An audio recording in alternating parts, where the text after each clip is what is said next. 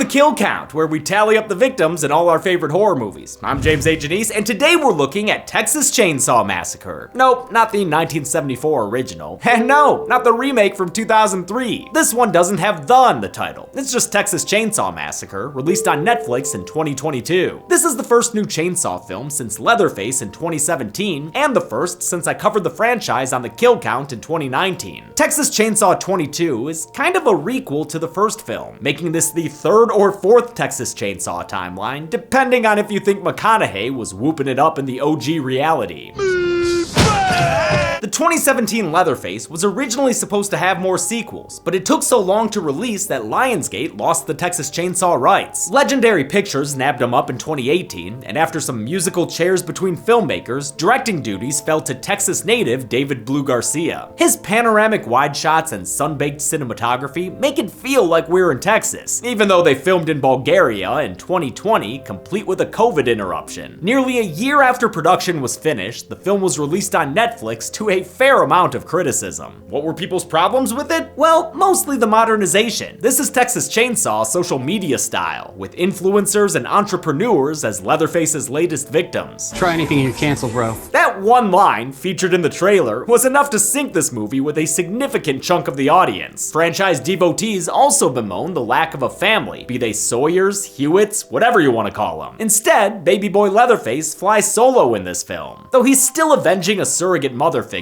Leatherface is usually portrayed as an unwilling monster, goaded into violence by the much more malicious family members around him. Their absence in this film turns him into a much more conventional lug with a power tool. There's also some stuff with the protagonist being a school shooting survivor, which is in questionable taste. And finally, this movie needlessly brings back Sally Hardesty in a way that blatantly emulates Halloween 2018. Listen, Sally was great, and her daring escape is featured in the extended Dead Meat intro, but she was never on the level of Laurie Strode, and bringing her back to be a gun-toting, Leatherface-hunting sheriff is so ham-fisted, Danny DeVito should be soaking them knuckles in rum. All that being said, I didn't hate this movie. I think we said it best on the podcast. I said it was stupid and I liked it. It was stupid fun. This movie is very stupid, almost knowingly so. I still can't decide if it's part parody, especially considering the final shot. In fact, I find it dumb fun much like I do Halloween Kills. The difference is Chainsaw 2022 takes itself way less seriously. It's modern day camp and completely over the top. It's got chainsaw chucking, poop floods, and a guy screaming out this noise. Oh! I laughed my ass off several times, and in between was treated to some real good gore. Even better, the blood and guts were almost entirely practical, as decreed by producer Fede Alvarez, who had the same predilection when he directed the Evil Dead remake. I think I always take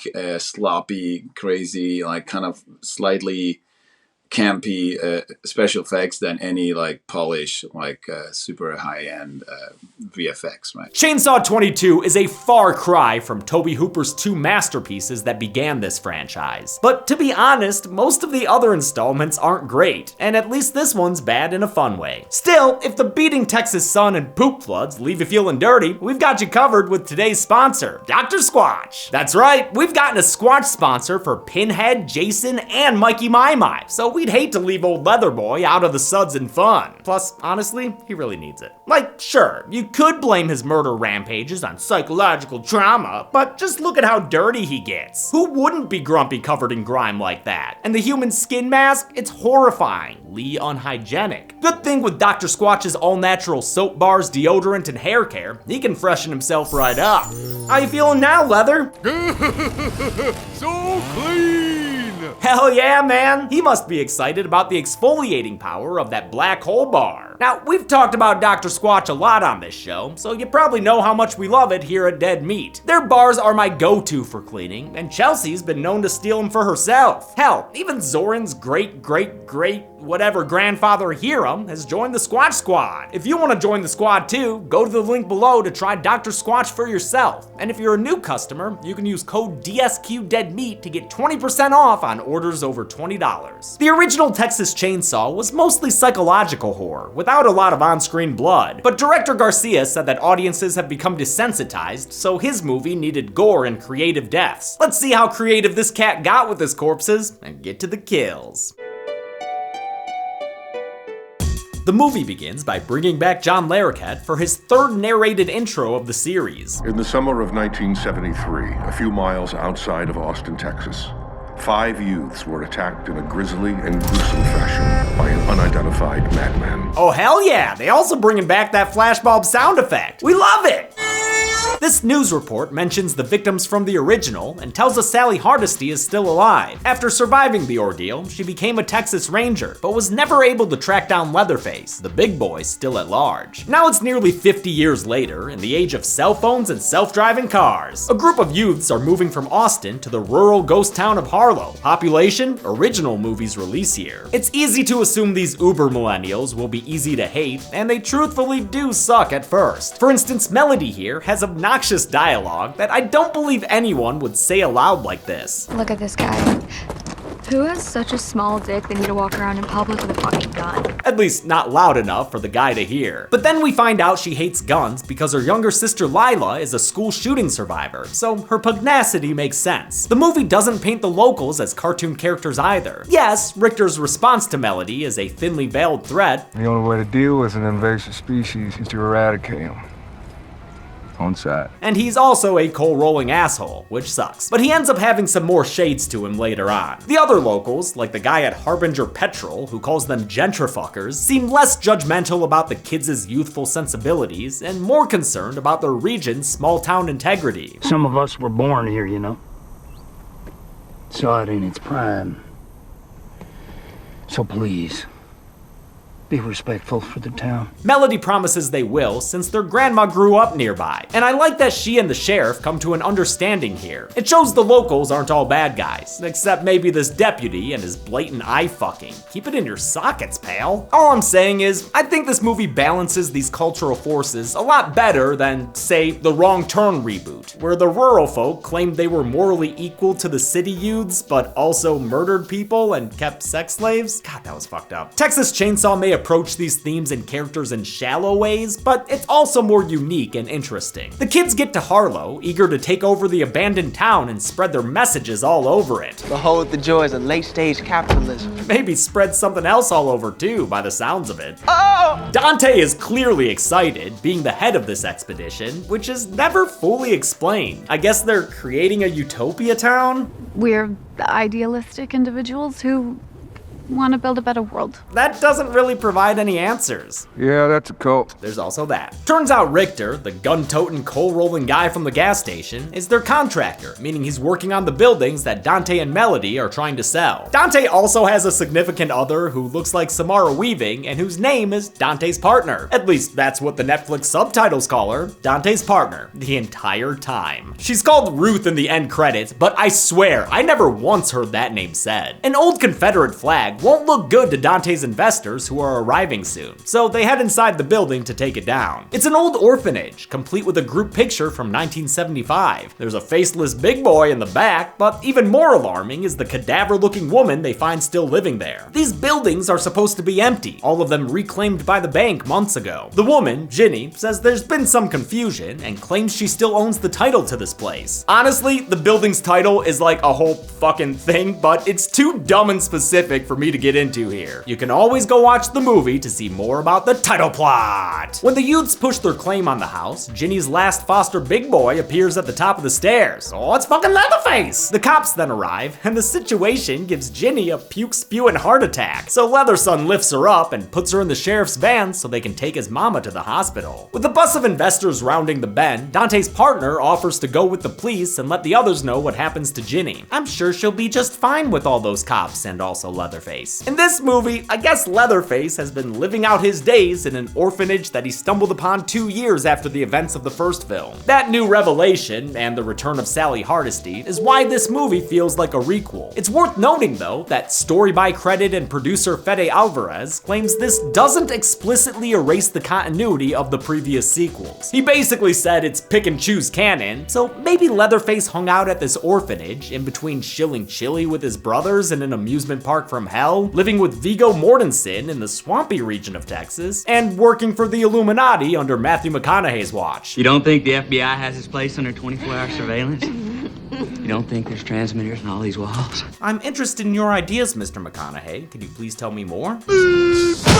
Fascinating. Ginny's doing real bad in the back of the paddy wagon, and she shortly dies, finishing her transformation into a corpse. The death of one of Leatherface's loved ones is bad news for any non-Leatherfaces in the vehicle. The first one he takes his anger out on is the deputy sitting in the back with him. He breaks that guy's wrist, then uses the exposed broken bones to stab him in the neck. Oh my god! Wow, this movie's starting off hot with them kills. Blood and chaos ensue. The dying cop's gun goes off, shooting the driving sheriff through the neck. The car crashes into a tractor hard. Back at Dontopia, he's trying to sell his vision to one of the investors named Catherine. Melody is unable to help him with the pitch, feeling out of it after accidentally giving an old woman a heart attack. She barely manages to get through the lot auction. Sold to Candace Brady of Brady's Brunch. Oh, I love brunch. That's great. To create a pre-utopian Texas town in Eastern Europe, production designer Michael Perry headed the construction of 40 building facades, exterior and interior sets, and the entire gas station from scratch. Director David Blue Garcia says the only thing missing was barbed wire. The set decorators then imported American candy bars for the gas station and included a chair of bones in the orphanage as a nod to the Sawyer home decor from the original. In fact, Leatherface can be seen sitting in the bone chair in the foreground of a dark shot. Melody's sister Lila, played by 8th grade graduate Elsie Fisher, is the movie's main character, even though she's in the back seat for a lot of the first act. She doesn't have anything to do with the nebulous business they're running either. Lila reluctantly came here with her sister and is already whining about wanting to go back home. She leaves the others and strikes up a combo with Richter, then checks out the gun he's got lying around. I can't decide if the school shooting subplot is in bad taste or not. After all, at this point, it's sadly a thing plenty of people have gone through, so maybe it should be depicted in movies. But being used as a source of trauma for a character in a campy horror movie, yeah, maybe that approach isn't it. Especially when her school is called Stonebrook, a way too obvious reference to Stoneman Douglas. In any case, I do love the scene between these characters. That must be tough. Living with that. Everyone expects me to do something special with my life now, and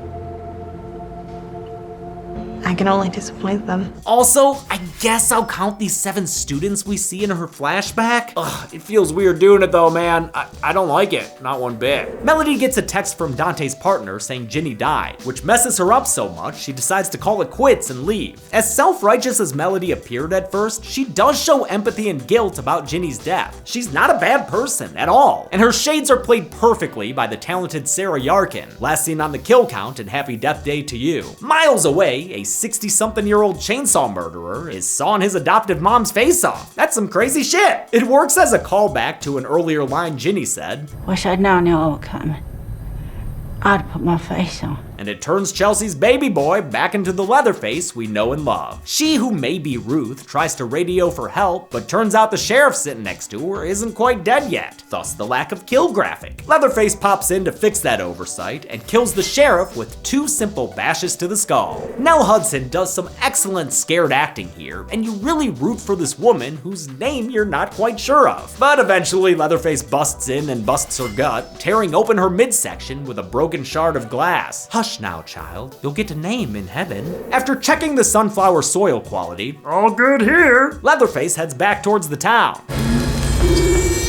Why did they use that sound effect on a grill cover opening? I love it. Dumb plot stuff keeps the kids in town, like Richter taking their keys and them trying to find that title. Other plot stuff calls Sally Hardesty back into the fray. Sorry, Sally, no more dressing pig carcasses or playing bass and keyboard in Rush. In honor of your friends whose names no one remembers, it's Leatherface hunting time once again. Sally's been recast in this movie since the original actress, Marilyn Burns, died in 2014. She's now played by Alwyn Fuele, last seen on the kill count doing cult stuff in Mandy. Best things I can say about this subplot is that it gives us some decent shots in the sunflower field later, and shows off old Ginny in all her faceless glory.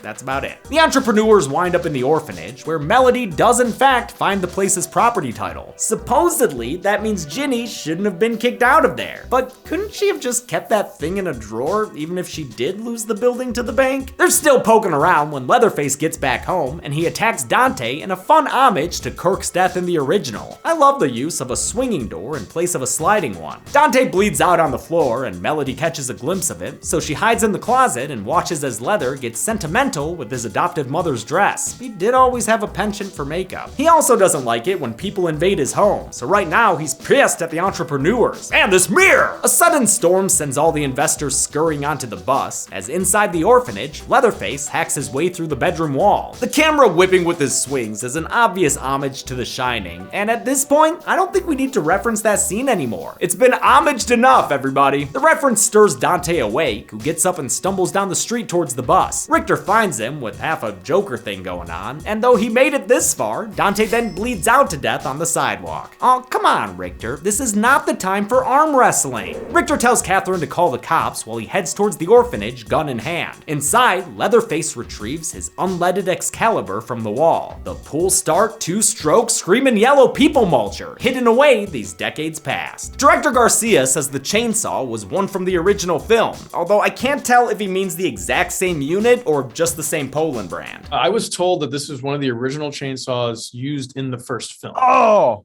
yes. So, and based on how the fact that it took about 20 to 30 minutes to start and didn't stay on, I would say that's correct. Turns out you can teach an old saw new tricks, because in an unusual move for Leatherface, he hides as Richter comes upstairs. Melody tries to help out with a mirror, but Leatherface still gets the jump on the mechanic. The fight is fucking graphic. Legs should not bend that way! And eventually, Leatherface impales Richter's neck on a glass shard. The guy heroically gets his keys out for Melody right before Leatherface puts the nail in the coffin by hammering his head repeatedly. Holy shit, man, he tenderizes that thing like a shoulder roast. For this outing, Leatherface is played by the 6'4" Mark Burnham. His more elderly Leatherface still has energy and bloodlust, but has to take more breaks and breathers due to his age. The skin mask he wears was created by makeup artist Todd Tucker of Illusion Industries. It was designed and applied by key artist Martin Astles, who opted to make Leatherface look more sad than outright scary. The silicone face was attached to Burnham with Velcro tabs that made it easy to remove between takes. More than 20 masks were made for Burnham and various stunt performers, each of them hand-punched with eyebrows and eyelashes. I couldn't get one of these new masks in time for this kill count, so I'm just using the original back there. Sorry. Melody tries to discreetly leave the orphanage, but it doesn't go exactly as planned.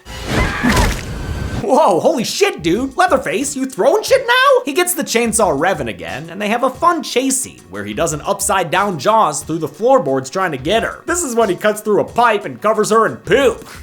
Her sister Lila, having seen Dante's body on the street earlier, arrives in the nick of time to rescue Melody. Together, they flee through what looks remarkably like a studio backlot, returning to the bus with the keys to their hopeful escape. They're on their way out when Leatherface pumps the brakes for them, maybe by taking out a tire. When the driver gets out to see what's up, he's quickly killed off screen, with his head being tossed onto the bus for proof. Yeah, y'all fucked now, Catherine. Leatherface boards the bus, and everyone takes out their phones for defense. Try anything and you're canceled, bro. That infamous line is said by producer Shintaro Shimosawa, whose livestream viewers seem to think that all of this is fake, much like the audience of Joe Keery's work in The Disturbing Spree. Speaking of disturbing, Leatherface revs up his chainsaw and massacres the 21 young entrepreneurs on the bus. That figure was counted by editor Josh, who also used wide shots during the auction to double check his work. It's a gruesome scene, using more than 200 gallons of fake blood and giving us a variety of kills, including this twofer. Given this movie's tone, you might expect this slaughter scene to be fun, but it's not. It's actually horrific, especially since it reminds Lila of her school shooting experience. I'm saving one kill here for its own separate counting, Catherine's. She tries to climb out the window, but Leatherface literally cuts her in half. We're talking viscera sliding out and everything. It's seriously nasty and deserves to be highlighted. Melody and Lila are able to escape through the bus bathroom ceiling window, leaving them the only ones alive in this rainy Texas town. That is, until Slick Sally slides her way into the story. But don't get too excited, gals. Sally's basically a parody of legacy horror characters. 50 years I've been waiting for this night, just to see him again. Wonder if she has any preferred time for evil to die. Instead of helping them, Sally leaves the sisters locked up as bait or some shit, then saunters into the orphanage with her shotgun. She follows the footprints and chainsaw to find Leatherface sitting on a couch. Oh, I'm sorry. Did you need something, lady? Sally gives a dramatic speech and recites the names of her friends and annoying brother, but Leatherface betrays no recognition of them or her. You don't remember me. Nope, he doesn't think about you at all. Neither of these characters make a move to kill each other, and instead, Leather grabs his chainsaw and walks right past Sally like he's on his way to work. Dumb. Leatherface goes to attack the sisters, which is when Sally springs back into action. She's shooting and screaming and carrying on as though someone had just paused her for the past 30 seconds. I'm the one who got away, and I'm here to make sure you don't. Motherfucker. God, this Sally shit is bad. Leatherface runs at her and sticks his chainsaw through her body, then lifts her up like he was trying out for the next Mortal Kombat game. Fatality. Leatherface wins.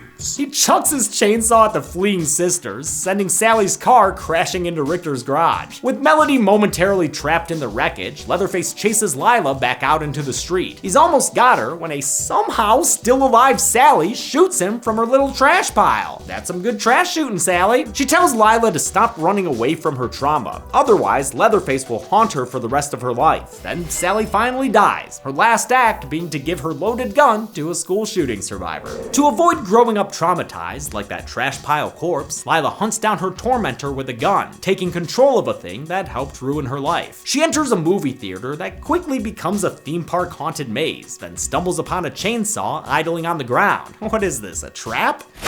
Akbar be damned, it is a trap! A trap doesn't seem very Leatherface, but it's also not very movie theater to have a pool in the floor of the lobby, so fuck it. Lila emerges from the water, and Leatherface follows like he were Swamp Boy Jason. In his continued fascination with Chuck and shit, he hurls his chainsaw at her again. Melody shows up to try to help her sister, then quickly loses ground to Leatherface's attacks. Lila pops in with a shotgun to show Big Boy what's what, and Melody delivers the ultimate blow by chainsaw uppercutting Leatherface backwards into the theater pond. This finishing move was an unplanned homage to Stretch doing the same to Chop Top in Texas Chainsaw 2. The sisters watch as the bleeding, sputtering killer sinks below the surface. Well, that should definitely be that. No need to worry about anything else, ladies. You did it! The sun rises on Harlow and the girls hop into their electric car, ready for the long ride home. They set it on autopilot and pop open the sunroof to let in that Texas sunshine.